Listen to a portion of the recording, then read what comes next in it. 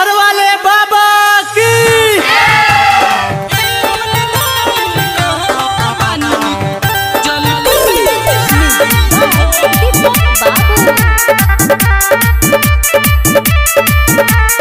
कांवर सजाई सुइया चढ़ाई चलल न जाता हो। कांवर सजाई सुइया चढ़ाई चलल न जाता हो। ए बोले नानी कहवा बानी जल कैसे चढ़ाई हो।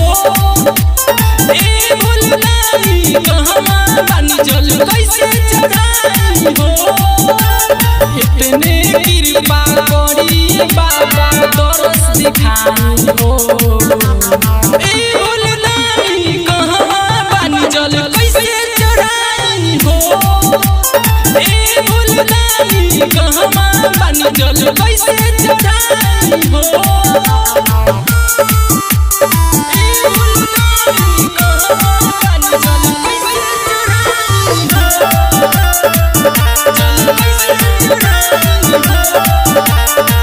हम जलवा उठैली भर गगरी हो।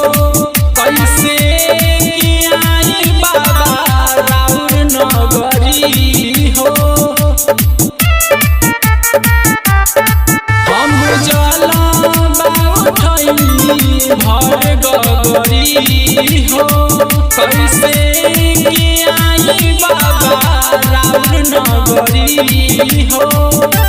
और गई छाला करी न भाला बुझी लाचारी हो। ए बोले नानी कहवा बानी जल कैसे चढ़ाई हो।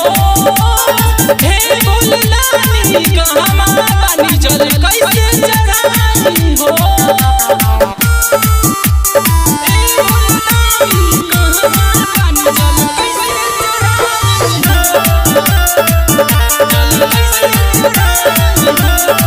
अब चलो न जाला पौआ पिराला हो। कैसे कि आई बाबा कुछ न बुझाला हो। अब चलो न जाला पौआ पिराला हो। कैसे कि आई बाबा कुछ न बुझाला हो। अजित बोले मदद करी होखी सहाय हो। ए बोले नानी कहवा बानी जल कैसे चढ़ाई हो। ए बोले नानी कहवा बानी जल कैसे चढ़ाई हो। Recording by Mahi Movies.